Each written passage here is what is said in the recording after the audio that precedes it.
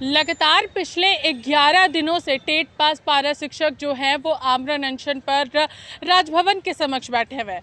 हम सभी लोग जानते हैं कि वेतन की मांग को लेकर के ये लोग यहाँ पर राजभवन के समक्ष बैठे हुए हैं।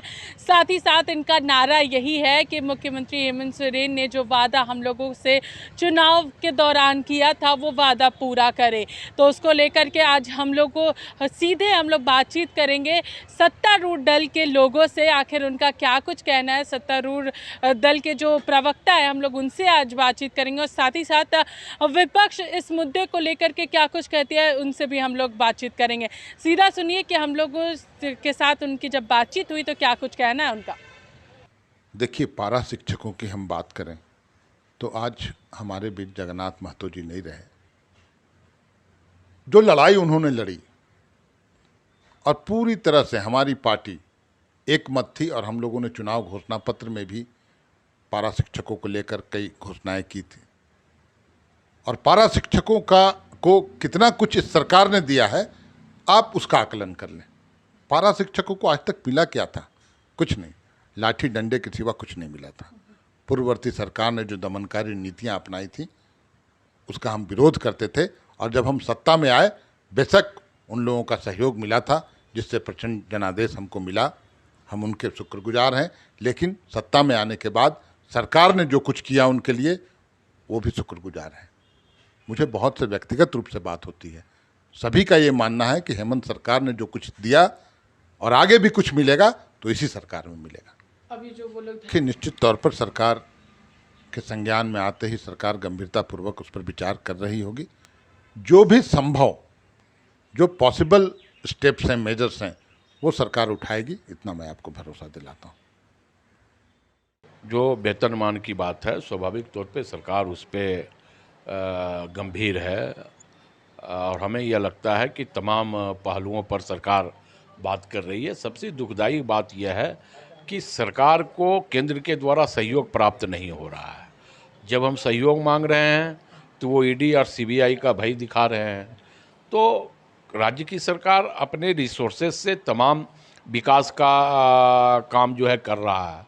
नौकरियों का द्वार भी हम लोगों ने खोलने का काम किया है। तो हमें लगता है कि बहुत जल्द इन लोगों के भी जो समस्याएं हैं उन समस्याओं को सरकार दूर करने का काम करेगी। देखिए, सरकार जब 2019 के चुनाव में लोगों के बीच गई तो उस वक्त भारतीय जनता पार्टी की सरकार थी, तो उसके विपरीत हेमंत सोरेन हो या फिर कांग्रेस पार्टी के लोग हों, उन लोगों ने वायदे इतने बड़े बड़े कर दिए कि अगर हम सत्ता में आए तो आपको रेगुलर कर देंगे, उसके बाद जो वेतनमान है वो देंगे। तो एक तरह से आकांक्षा उनकी इतनी बढ़ा दी गई और आज जब 3.5 साल बीत गया, कुछ हो नहीं रहा है, तो वैसे लोगों को लग रहा है कि हमारा वोट तो ले लिया लोगों ने झूठ बोलकर, लेकिन इस दिशा में जब कुछ हो नहीं रहा है तो इन पर दबाव बनाया जाए। और उसी दबाव का मैं समझता हूँ नतीजा है कि अलग अलग समूह अलग अलग समय पर राजभवन के समक्ष धरना पर बैठे होते हैं, लेकिन सरकार असंवेदनशील है कि अपनी कही हुई बातों से ही पीछे हट रही है।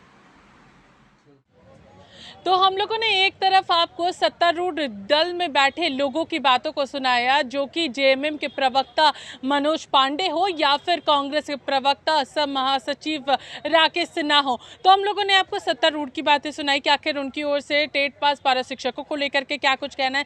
साथ ही हम लोगों ने विपक्ष के भी बयान को आपको यहाँ पर सुनाया। भारतीय जनता पार्टी के प्रवक्ता की बात करेंगे प्रदीप सिन्हा की, तो उन्होंने भी अपने जो पूरा मामला है वो सरकार को यहाँ पर घेरने का प्रयास। लेकिन अब हम लोग सीधे यहाँ पर टेट पास पारा शिक्षकों से जुड़ेंगे और इनसे जानेंगे कि आखिर इन तमाम बयानों को वो किस रूप में ले रहे हैं। यहाँ पर सत्तारूढ़ दल से कई सारी बातें हम लोगों को हुई, उनको हम लोगों ने बताया कि आप लोग 11 दिनों से यहाँ पर आमरण अनशन पर हैं। आप उनके बयान को किस रूप में देख रहे हैं? देखिए, जैसे कि वो कह रहे हैं कि सत्ता पक्ष के जो अंतिम सीढ़ी है वहाँ तक आवाज़ नहीं पहुँची है, ये कहना बिल्कुल गलत है। हम लोगों ने पिछले 2 वर्षों से लगातार वेतनमान की मांग को लेकर के तमाम लोगों से मिले हैं और माननीय मुख्यमंत्री जी से भी हमारी मुलाकात हुई है, तमाम विधायकों से हमारी मुलाकात हुई है। तो इसलिए इनका कहना कि संज्ञान में मामला नहीं है, ये गलत है। बिल्कुल संज्ञान में होना चाहिए। हमने विधानसभा आवास घेराव किया था, विधानसभा सत्र में हमने घेराव किया, मानसून सत्र के दौरान हमने यहाँ राजभवन के समक्ष बैठने से पूर्व जो है जगह जगह पर हमने लेटर दे करके बैठा है। आश्वासन भी हमें मिली थी कि नहीं, आपको जो है वेतनमान की मांग पर हम आगे बढ़ेंगे और वेतनमान देंगे। तो उनका कहना कि संज्ञान में नहीं है, ये बिल्कुल गलत है। बिल्कुल सरकार के संज्ञान में है और सरकार कहीं ना कहीं वेतनमान देने से रह गई है। हम लोग यहाँ अनिश्चितकालीन आमरण अनशन पर बैठे हैं। जब तक सरकार संज्ञान में नहीं लेगी तब तक हम लोग बैठे रहेंगे। अगर बात करें यहाँ पर कांग्रेस की ओर से भी कहा जा रहा है कि केंद्र सरकार हमारा जो पैसा, जो रेवेन्यू, वो हम लोगों को नहीं दे रही है। कहीं ना कहीं इस वजह से भी चीज़ें जो है वो फंस रही है। वेतन हम लोग इसलिए भी नहीं दे पा रहे, लेकिन हम लोग का प्रयास रहेगा कि आप लोग को जल्द से जल्द वेतन यहाँ पर मिले। देखिए, शिक्षा समवर्ती सूची में आता है जो राज्य सरकार के अधीन रहता है, इसलिए इनका जो कहना है कि केंद्र सरकार हमको नहीं देती, ये अन्य विषयों, अन्य मामले पे हो सकती है, लेकिन शिक्षा के मामले में नहीं है। क्योंकि समग्र शिक्षा अभियान के अंतर्गत 60% रेशियो केंद्र को देना होता है और केंद्र वाकई में देता है 60%, बराबर से देता है, ये हम लोग देखते हैं। तो ये सारा चीज़ केंद्र पर थोप देना उचित नहीं है, क्योंकि समवर्ती सूची में है, राज्य सरकार के अधीन है, राज्य सरकार निश्चित रूप से निर्णय लेती है और केंद्र का जो गाइडलाइन है एनसीटी, उसको क्या आधार तय करना होता है, अहर्ता तय करना होता है। अहर्ता उन्होंने तय कर दिया है, अब काम तो राज्य सरकार को करना है कि हम तो राज्य सरकार के कर्मी हैं, हम तो राज्य सरकार को जानेंगे। और एनसीटी ने गाइडलाइन तय कर दिया कि भाई जो टीईटी पास टीचर है उनको आप वेतनमान दीजिए।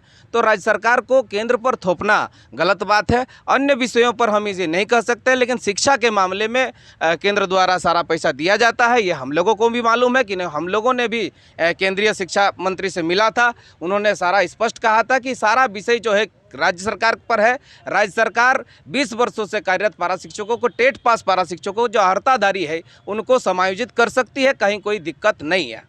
तो हम लोगों ने यहाँ पर आपको सत्ता पक्ष के बयानों को भी सुनाया। पॉलिटिकली इसे किस रूप में देखा जा रहा है, राजनीतिक दल इसे किस रूप में ले रहे हैं, क्या कुछ उनका कहना है, वो आपने सुनाया। लेकिन साथ ही साथ हम लोगों ने यहाँ पर शिक्षक से भी बातचीत की है। इसको लेकर के इनका स्पष्ट कहना है कि ऐसा नहीं है कि यहाँ पर झारखंड में बैठे तमाम जो लोग हैं, चाहे विधायक हो, मुख्यमंत्री हो, मंत्री हो, तमाम लोगों से हम लोगों ने मुलाकात की है। तो ऐसा हो नहीं सकता कि उनके संज्ञान में नहीं होगा, क्योंकि हमें आश्वासन मिला है। तो अब देखना ये है कि आखिर इसको लेकर के सरकार की ओर से क्या कुछ पहल किए जाते हैं, कब तक इन्हें वेतन का जो यहाँ पर ये लोग मांग कर रहे हैं वो मिलता है, कब तक इन्हें यहाँ पर आमरण अनशन पर बैठना पड़ेगा। फिलहाल हमारे साथ इतना ही। सहयोगी मुकेश के साथ मैं पूजा, लाइव इंडिया, रांची।